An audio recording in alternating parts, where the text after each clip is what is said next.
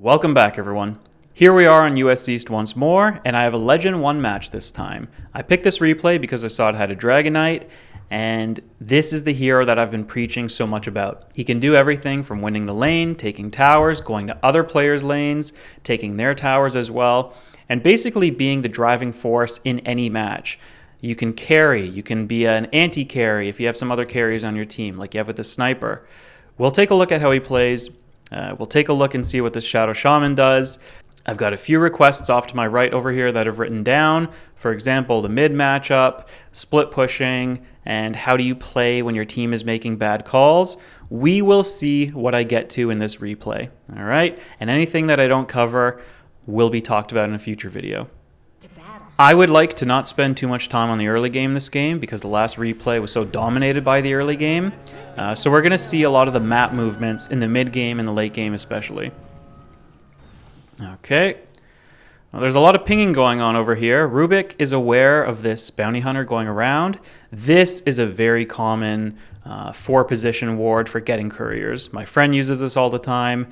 And since then, I mean, you can see there's other players using it too.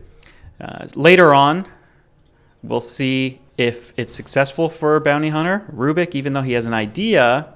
Okay, so Rubik is aware that there's a bounty hunter behind him. He doesn't necessarily know that it's to snipe couriers. Also think about it, guys. Your courier is probably not going to go in this path. So if you're trying to protect your courier, what is this sentry going to do for you? Rubik, unfortunately, just doesn't know that this little cliff is a common play. So if you're concerned about that with a hero like this, just make sure you get the right cliff. Look at that. Radiant's courier. And it's already begun. All right, but let's take a look at some other matchups. We have OD versus Sniper.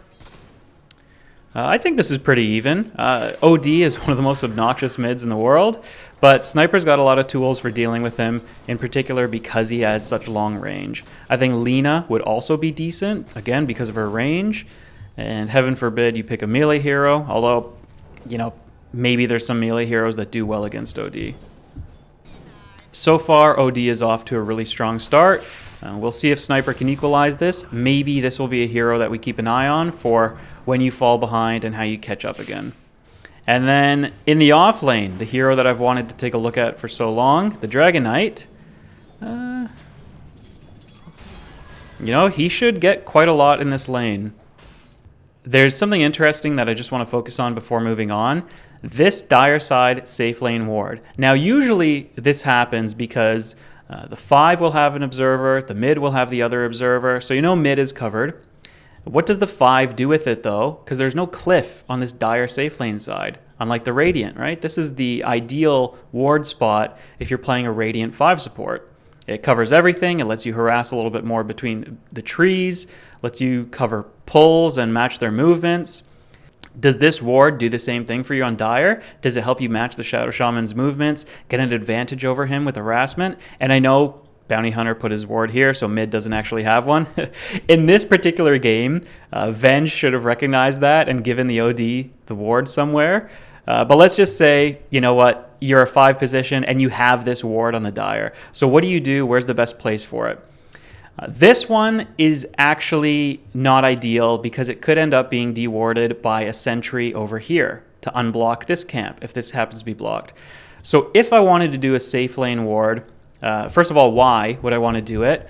Well, maybe I'm a hero like Pudge, or maybe I'm just looking to make some better moves and play really aggressively in the lane. It could be that we have 2 ranged heroes. It could be that I'm perhaps a Dire safe lane Shadow Shaman, and so I can set up a lot of kills for a PA, a Juggernaut, heroes like that. Venge, I'm sure she could still set up some kills. She's just not my favorite support. Anyways, I would shift it over here maybe towards the fountain. It's not likely to get dewarded. You could always have it a little higher up in the lane. In the event that somebody comes out of the twin gate or someone moves to the twin gate, it could catch some of that. Again, this is just likely to be dewarded. If you're maybe thinking that there could be some rotations early on, you could always slide it a little lower down here. But again, watch out for the dewarding range. So right now, this is not a great ward. Generally, I don't think there's the best use of a lane ward, but what are you trying to accomplish, right? In these brackets, it's unlikely that you're going to counter anything special that the opponents are going to do. So use it to benefit you and the way that you want to play. All right, let's get back into this and not spend too much time here. All right, so I've skipped ahead to 8 minutes, relatively low kill game. Dire is winning almost every lane. They're winning the safe and the off. Sniper has gone even with OD in mid and actually gotten a solo kill on OD. And look at this, he's trying to help his team, gets a haste rune, goes for the bounty hunter with no detection. Now, what exactly do you do in this situation? It was a bottom spawn haste rune. Your options are this really tanky Tide Hunter or the bounty hunter that's going to slip away from you. Sniper, also, he didn't level his ulti, so finishing a kill is really difficult. I like the attempt. It was just poorly managed. At best, he probably could have eyed something like Venge. She's probably the easiest kill. Or just go pressure the carry. You know what? You have the haste. You're going to be able to get back to lane just fine. If you're inclined to put some pressure on another lane, take the haste. Go all the way up. Deal with this Juggernaut a little bit. Maybe you get the kill. Maybe you don't. And try to just get back to lane and continue what you're doing. Right now, you may not know it. But if you feel that you are at least having a good time in your own lane, you may as well stick with it, right? It's still so early in the game. There's a lot that you can draw from the lane, right? There's a lot of creeps here. There's a lot of resources that you've already proven. You can get a nice share of them without much difficulty. Maybe wait for something like a tower to fall. Maybe wait for your carry to be 0-3 or something like that before you really concern yourself with helping the other lanes. So I guess right now my advice overall for Sniper is, okay, but this is not a bad move. Shadow Shaman recognized that there's the lane empty. He wants to get his level 6. He comes to the mid lane for some of this EXP. Did he have to go bottom right away and try to do something amidst whatever this mess is? Not necessarily.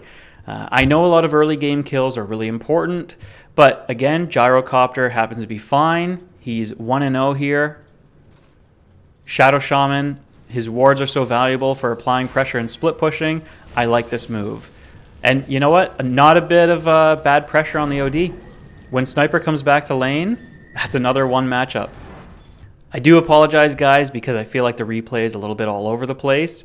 But so far, we've analyzed where you can get a little bit more for yourself in these early games and leading into the mid game. So just to summarize the couple events so far, Sniper, he wanted to help his teammates. It wasn't a great lane for ganking. There was no detection and he didn't have his killing blow with Assassinate.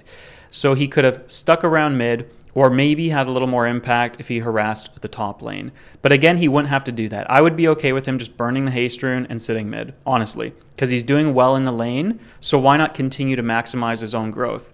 Shadow Shaman, I apologize, he was not the safe lane support, so it wasn't down here that he was going to go. He's the 4 position, and he recognized that mid was empty, and he's got to work towards his level 6, and so why not? TP to mid.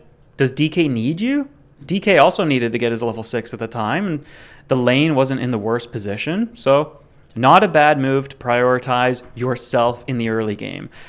I understand that from the perspective of a carry player or maybe a more risky offlaner, it could be really annoying that your support's abandoning you or that your team isn't playing a little more to help you out and win your lane. But let's be honest here, and I hope you guys start to learn how to recognize some of these patterns. This is a game where virtually every lane can be static. Tide Hunter, he's basically immovable, but he's not the most threatening to push into your tower either.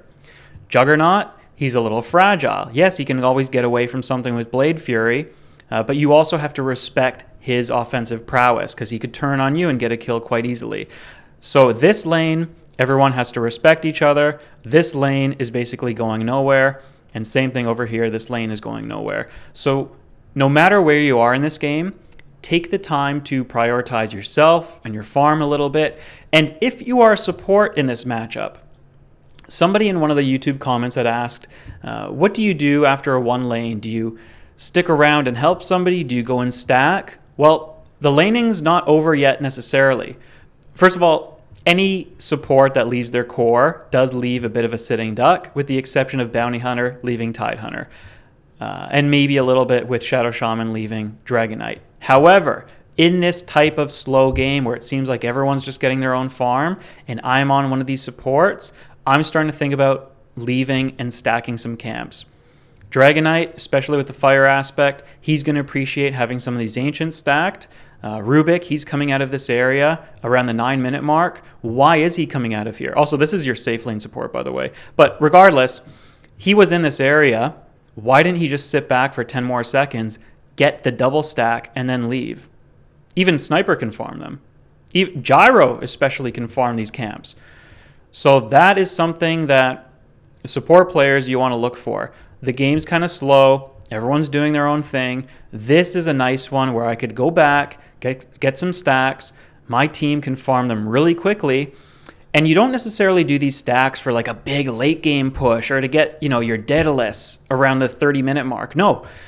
There are a lot of opportunities where you do some early stacks and they turn into a quick blink dagger for your offlane. Or for your Gyro, that's half of his Aghanim Scepter, which is his second item overall, most games, right? So these stacks, it doesn't matter where they are, core players, I also want you to think about how you can get this little injection of gold in the mid game and use that to create a quick advantage for yourselves. All right, now let's get back to the replay. I'm already talking a lot over here. Dragon Knight, now we're going to start to look at what this guy does. So he uses first ultimate to farm this camp a little bit. You know what?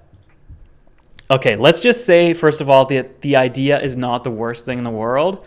Why not at least spend a couple of shots on this Juggernaut? Make him respect you a little bit. I didn't even notice, by the way, that Juggernaut, his Omni Slash was down. Dragon Knight must know this. Is DK 0-1? Okay, so presumably the first Omni Slash was used to get a kill on the DK. He can know that it's still down. Why are you respecting this Juggernaut so much? What, he might get on top of you and Blade Fury you a little bit. So what? K's still working on his treads. He got some early raindrops. Unfortunately, DK's farm is kind of abysmal right now, and maybe that's why he wants to make a play like this. But guys, whenever you can deter an enemy hero from farming, whenever you can push them back on the map, whenever you can get some free damage on them, which is the case with a dragon form versus a melee carry, do it. So let's say I condone this play. DK, hit the Juggernaut a few times. Force him to run back. Then you've also made yourself this space. So in the event that Venge tries to contest you, well, you just start hitting her too. Now Juggernaut has to come back in. Okay, you say there's two heroes coming at you now. You back off a little bit. Wait for them to split up and do the same thing again. So this is just a really poor use of the ulti. Let's not even talk about the fact that he's not using it to push a tower. Actually, no, let's do that. Let's talk about the fact that he's not using it to push a tower. So he's not in position to do it here. Can he look at another lane and use his dragon form there? Aha, look at this mid lane. This is an opportunity where this guy has to respect the push. He has to go back and get some healing, or he's got to go farm somewhere. So if I am playing in this game, first of all, I wouldn't have had such a bad offlane matchup, but let's just say I get dropped in the game right now and somebody says, hey, you're taking control of this Dragon Knight. Go. Okay, what do I want to do here? This lane looks like this. This lane looks like this. Oh, yeah, I could go here, but this is so much easier. I'm TPing the mid, and I'm just knocking on this. If Sniper doesn't like it, I don't really care. I mean, he should like it. I'm helping him take a tower. But I know what I want to do is start opening the map up a little bit. So I'm taking my dragon form, I'm TPing mid, and I'm hitting this tower. And then what do you do if they respond? I mean, probably just keep on hitting it. This hero can't really do anything. He can start a fight if you're low HP, but it's in mid. You're going to have a sentry. Put another one up if this one fades away. Does Venge want to come over and cast Wave of Terror to hold off the wave? Well, I don't really mind that yet because, again, she's not even level 6. So this is a huge timing. Okay, but we are still in this position where Sniper is staying down. Whoop, that was not coordinated properly. Oh, Shadow Shaman, you got greedy. Now, guys, remember I was just praising him for coming mid and taking the EXP and trying to get a head start on his level 6? He made the jump without getting his level 6.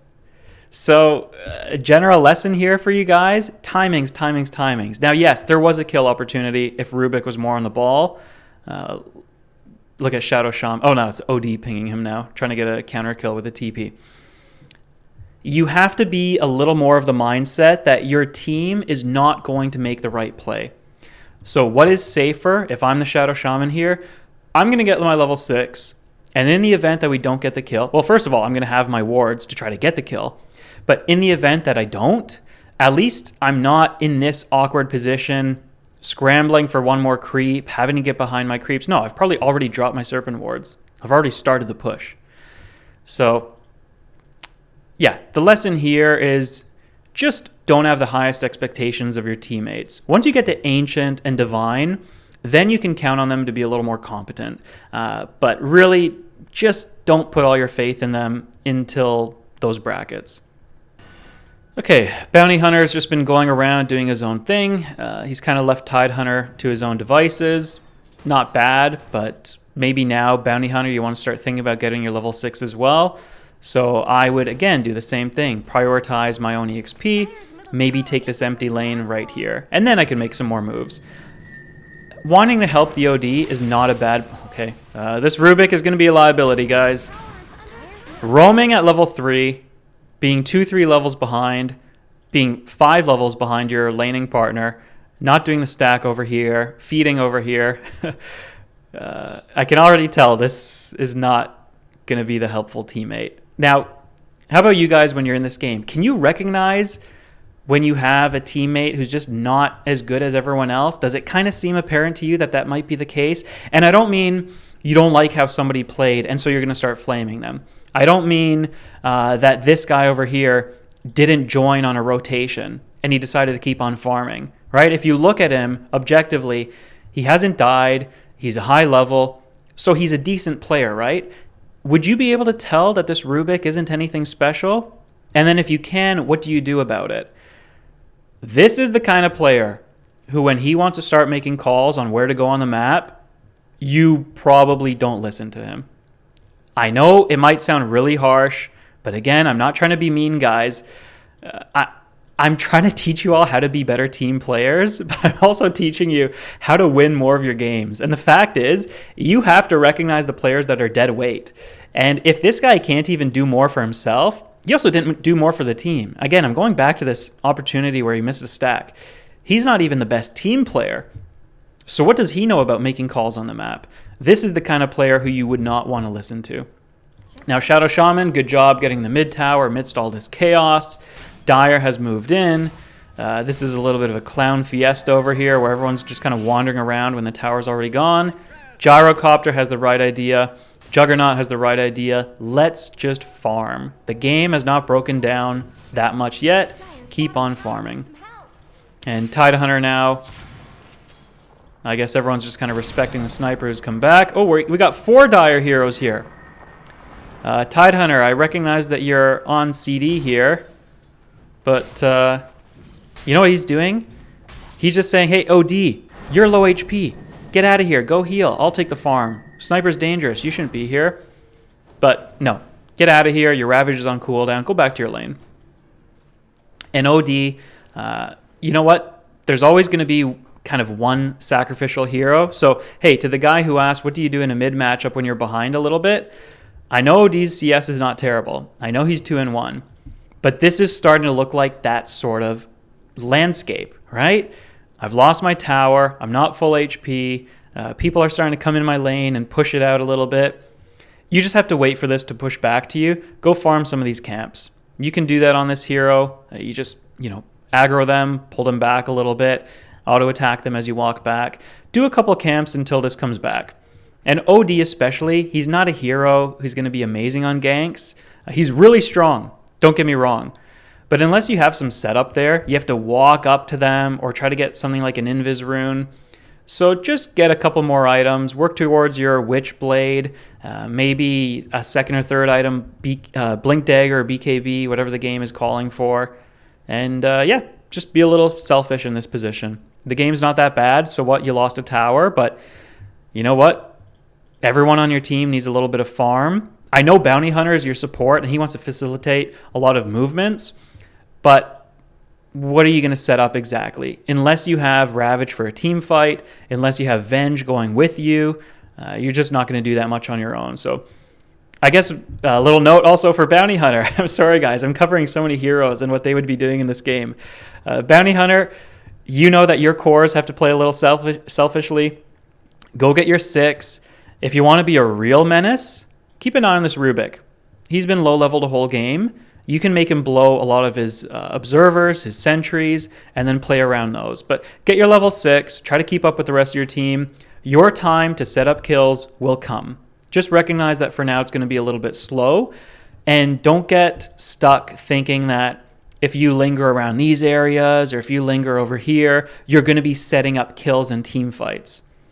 More likely is that you'll continue to get some courier snipes, and you'll deny a little bit of what the enemy support wants to do. You'll provide a lot of good vision. So wandering around and roaming, it's not bad if you're providing vision, because that's a huge asset for your team, right? Then everyone knows that they can farm safely. But I'm just saying, be a little patient if you're this bounty hunter in this game. Okay, we're barely in the mid game, and I see that I've already talked for maybe 20 minutes. Oh boy. Dota's just got so many different things to cover, guys. And the truth is, if you can navigate your way through a lot of this part of the game, and if you recognize that you're going to be spending a lot of time farming, the game's not that complicated. There's not that much that I'll need to pause about later. Now, Venge, she wants to play with the bounty hunter a little bit, try to get some kills. But this already on his own is fantastic. Oh, nobody's warned the gyrocopter that he shouldn't send his courier? Bounty should have known that they knew he was there, so he should have just gotten the kill and gotten out. That was a misplay on his part. I'm pretty sure he knew that the enemy team was aware of him. That's why Venge was even wandering around with him in the area. That's why he backed off a little bit over here. So we got some misplays all over the place. And you know what that means, guys? When everyone everywhere is just making misplay after misplay, keep on farming, keep applying your own pressure. So good for OD. He steps out to the wave here. He's not going to just be content farming this. He knows because the enemy heroes we're seeing over here, he can go get the better farm with these creeps. Sniper with the invis. And you know what? Same thing on Sniper. Save your TP for some counter ganks, but don't try to force anything. Keep farming. This right here, good, good, good. Goes back to the lane. That's wonderful. Juggernaut has just been doing his own thing. Obviously, because I haven't been watching any one particular hero, I don't know what their farming patterns have been like. This guy could keep on bringing himself some clarities if he needs to. I like that he went the Arcane Ring, and the reason why I like this is because you can use your Blade Fury to farm. DK now, I believe this is his second ultimate, and he does not have pushing on his brain. This is the second time he's popped an ulti for his for some creeps. If you guys hear me talking and praising DK and saying what a good hero he is and how he can apply all this tower pressure, and then this is the teammate that you get in your game, I would understand why you don't really believe me. But please, I'm telling you, this hero is tremendous. He's a menace in any lane that he goes to, provided he uses his ulti to push and pressure. And you know, the timing, again, if he had just been a little more aware of what was going on in other parts of the map, he could have synchronized his ulti with this fight and ended up pushing in and maybe claiming this tower. Now, Juggernaut has TP to this, so Juggernaut wants to get a couple kills as well. It was nearly a good move by Juggernaut, but him and Tidehunter just overstayed their welcome a little bit. Oh my god. Look at this. Kills going back and forth. Everyone's just TPing at different times. At least now DK is using the opportunity to push the tower, but again, it wasn't properly timed, and he's not going to finish this. And okay, I guess he's walking around to cut off the creep wave so that his can keep on pushing.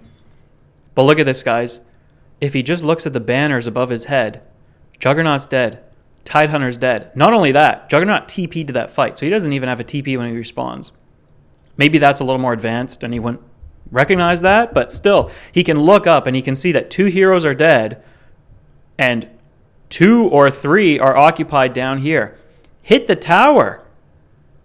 This is like 5 auto attacks, 6 auto attacks, 7 auto attacks, 8 auto attacks. Oh, and he spent it on a camp. On Dire's top tower. He could have taken this tower on his own. This is just really bad play. And, oh, he's getting pinged. Oh, Juggernaut's pinging him. Okay.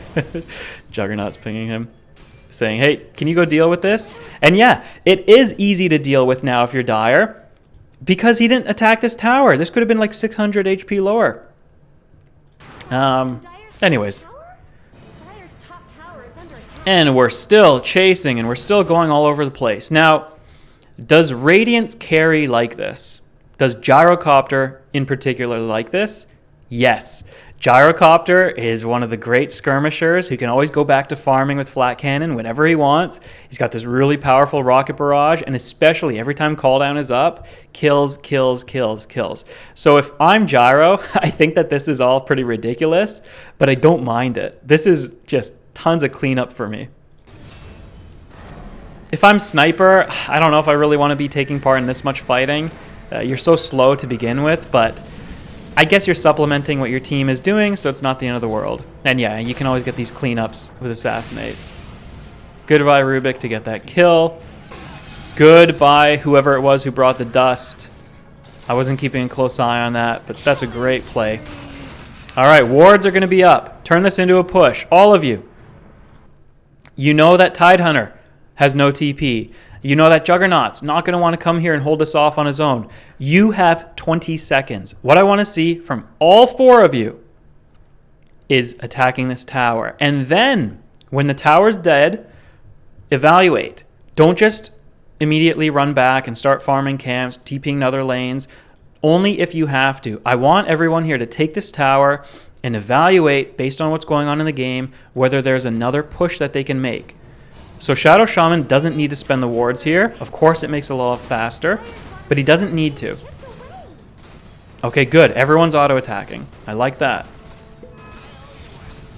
Dire's bottom tower. Look at that, even getting Sniper topped up with the Clarity. That's a nice play. Was that the Rubik? Dire's bottom Oh, okay. So everyone's running away. Let's see. So all heroes are alive. Who do you know about on the map right now? You know immediately about Venge. You should still know about Tidehunter. You know that Juggernaut hasn't been around to stop that push. Could he have been here and he's ready to come out? Maybe.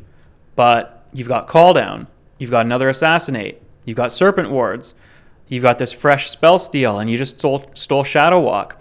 Why not, instead of backing off and just leaving the game in this uncertain state where you don't have a lot of information, why not take your little Wrecking Ball, move up the lane, apply some pressure, and then as you see TPs coming in, as you see where other heroes are appearing on the map, now you have new information, process that.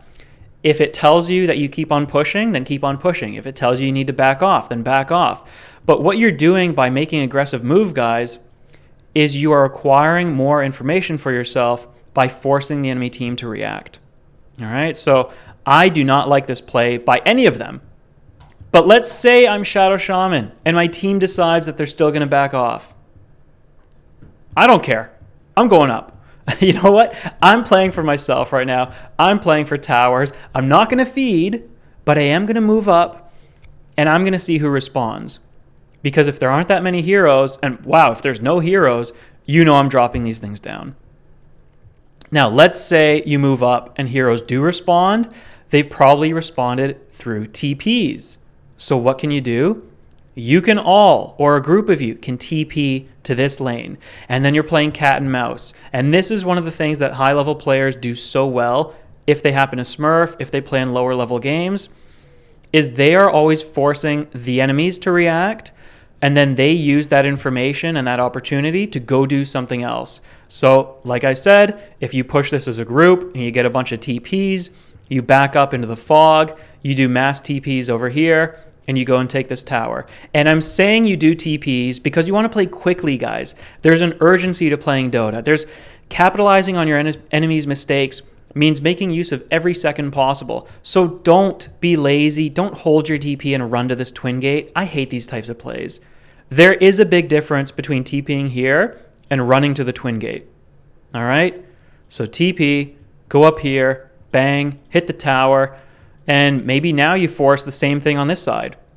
Now you threaten the tier 2 tower, and you see how the enemy team reacts to that, and it's the same thing repeated. Okay, we're forcing reactions. Let's process this information, and let's make the correct decisions with it. I will give some carries the benefit of the doubt here. You might have in your mind, I've been fighting for so long, I kind of need to get back in farm. I need to catch up a little bit. But what do you mean catch up?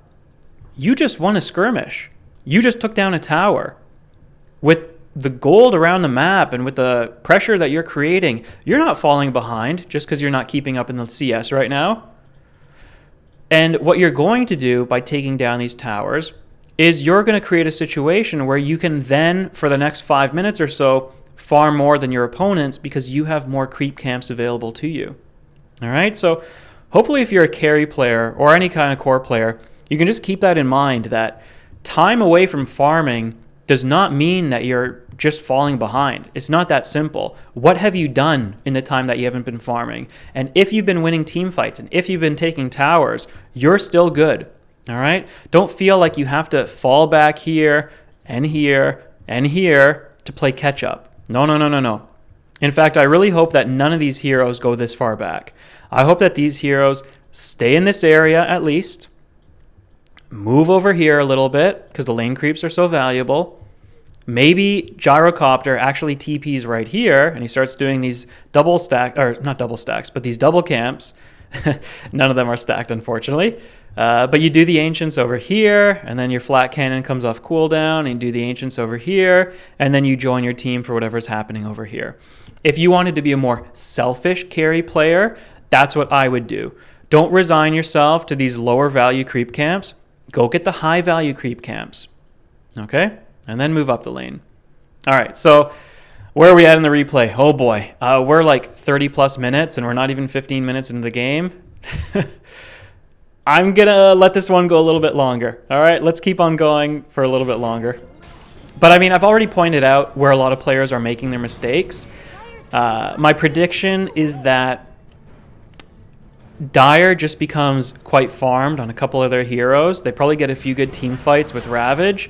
Juggernaut rips apart Sniper, maybe Gyrocopter as well with his ulti. And Radiant probably doesn't apply good pressure all around the map. Oh wow, smoke under vision, and smoke for what? To run across the map? Oh no, no, no, no, no, Venge. This is not a good play. This is so unnecessary. The opposite of what just happened for Radiant over here is now happening to Dire. Anyways, they get a sniper. I'm saying it's not a good move, guys, just because there was an easier play to make. And you do want to make the simple plays in this bracket. Maybe Bounty Hunter was already giving some good information. There's no ward here. They literally just walked through here, and they got what they could. But towers, guys. It was a free tower. Anyways, not bad. They got a reward for it. But in the event that they didn't, that would have been unfortunate. So let's see what's going to happen here. Bad positioning led to her getting caught. Tide blinks in, scares them away. Shadow Shaman, I think, canceled his shackle. Now everyone's TPing. And look at Gyro being the man on his team. Come on, DK, get in there for him. Very nice. Oh, what is... Hold on. What did Gyro take so much damage from? Was OD hitting him? I don't want to rewind. Anyways, there's a lot of weird movement. Look at the back and forth here. All right, so none of these team fights necessarily go the way that they should. Tidehunter's just walking around everyone. I'll do a little quick look at the builds, by the way. This is such a trolley build. It's unbelievable that this guy's going to get away with Blink Echo Saber. DK, you're not farming well, buddy. What are you doing with the Mage Slayer? And like, what, are you going to shut down OD's pure damage? Juggernaut's physical. And Tidehunter, who cares about Ravage damage? So this Mage Slayer, this is kind of just like a I don't really know how to play DK to suit the situation. I just have a default build, and that's it. Oh my. Standing still, well tracked. Now getting gone on. And he's got Mage Slayer complete. Shadow Shaman with a nice save with the Allied Hex. I like that. It's unfortunate that this guy is not someone you can rely on. His build is not going to do that much in this game. It would be much better if he just went straight for a Sanjin Yasha, or maybe he even did like straight into a BKB to be a bit of a tank for his team, so to speak. But no, I would like the Sanjin Yasha here, most likely. Anyways. Alright, so guys, I hope you will allow me to just speed this up and start seeing what happens. It looks like there's just not the best team fighting by either team. Okay, Ravage came off cooldown, he popped it. Cool. Are they going to stay in the lane? Are they going to push? Oh, Tidehunter's already getting out of there. Fine, Shadow Shaman TP'd back to the lane. So I guess the game just looks like this for a while, where the two teams end up running into each other for a little bit. And probably as the game goes on a little bit later, and we can check, and the death timers get a little bit longer, whoever comes out of the team fight with more heroes is then going to get to do the pushing. Which is a very natural way that a lot of these lower level games go sometimes. It's not so much about the strategy, it's just about rolling the dice and seeing what the outcome is. Two teams go head to head, bang, bang, bang, they clash, they fight, a few heroes die. Oh, we've got 3 heroes left alive, you have none, we're going to push now. Very simplistic way of playing Dota, but I guess that's what happens. So rewind if you have to. Listen to what I said about some of these players and their earlier decision making, because it still applies later into the game. DK, if he was more tower oriented, he would not have this build. He would not be using his ultis when he did. He would have been positioned on the map at different points in the game. Not just at 10 minutes, not just at 15 minutes, but that play style basically carries on with you for the rest of the game until these team fights are basically all that you have, right? So this is basically what happens once all towers are ripped off for every team. You're moving down lanes together because you're a little afraid of the darkness on the map, because you don't know where this bounty hunter is. He could be setting up for a gank with Venge and OD. So you start to clump up more naturally. Clumping up is basically one of your safer things to do. So when a 5v5 team fight breaks out at 40 minutes, I mean, yes, the things that I talked about with DK applying pressure, those don't necessarily hold true as much. But this is, you know, for 25 minutes, and these are the types of fights that are happening, and these are the resulting plays, it's a little bit early in the game. Gyrocopter, unfortunately, he probably got sucked into all these team fights. He's got 3 deaths to his name now. He's still playing okay, but he had such a great start, right? Sniper has kept up on farm, but he's died too much. So has he been getting sucked into too much of this team fighting? And why? Has a lot of it been because this DK? He's only got 4 deaths, but he's been out of position a lot. Rubik, you've got 6 deaths, and you've got this other lens and a Winlay, so you're trying to play safely. The mentality with this other lens is, I'm going to sit back behind the team and I'm going to try to make a good spell steal. Yeah, that's what I'm going to do. I'm going to steal a spell without getting caught. I'm going to steal Ravage. Come on. You don't need to support your team by stealing Ravage. If you get it, fantastic. Probably not going to, even with the other lens though, honestly. So get a Glimmer Cape, get a Force Staff. Then when your team gets gone on, force somebody away, right? Somebody gets swapped. Maybe you have a Yule Scepter. Maybe you Glimmer the DK when he gets gone on. This is just not doing enough. This is just not the highest percentage play that you can make. Same with the DK. This is just not the high percentage play for trying to win the game. And Shadow Shaman also, with the other lens, it's not necessarily bad on him. This gets you a little more involved safely. But again, this could be a Glimmer Cape because the Glimmer Cape doubles for split pushing and for saving heroes. And yes, guys, I know that there's track on the enemy team, but Glimmer Cape also provides that little magical barrier that your teammates can make use of. And what are the odds that Bounty Hunter has every hero tracked in a fight? Okay, he probably doesn't. So Etherlens, I don't have a huge problem with it. It could be another item on Shadow Shaman. It should be another item on Rubik. So I know it's not going to be easy to keep up with the game on this speed, but I'm just checking to see if it's what I talked about, where there's basically more clashes, and then whoever has more heroes alive after the clashes wins. Sniper's doing his own thing. He's kind of farming. Radiant backed off. Dire's making an aggressive move as 5. I like that because they had Ravage up. So they blew the Ravage to kill the Gyro. They should turn this into a push. They still have Sanity's Eclipse. Oh, wow. DK forcing a bad fight away from the tower. Tidehunter says, oh, cool, I'll take that fight. Chases him in. Splits up the team. Tidehunter is playing really well. Overall, like, I haven't been too happy with everything he's done. But this guy understands that he just needs to make some space for his team. He needs to scatter these heroes so they can't play together well. He needs to force Shadow Shaman to use some of his spells early so he can't lock down one of his damage-dealing cores. So this general aggressive play style and the tactics that he has for the team fights, I like that. So good job by Tidehunter. Big Carl 85, showing people how it's done. Yes, it cost him his life. Juggernaut ended up dying as well. Probably could have avoided that.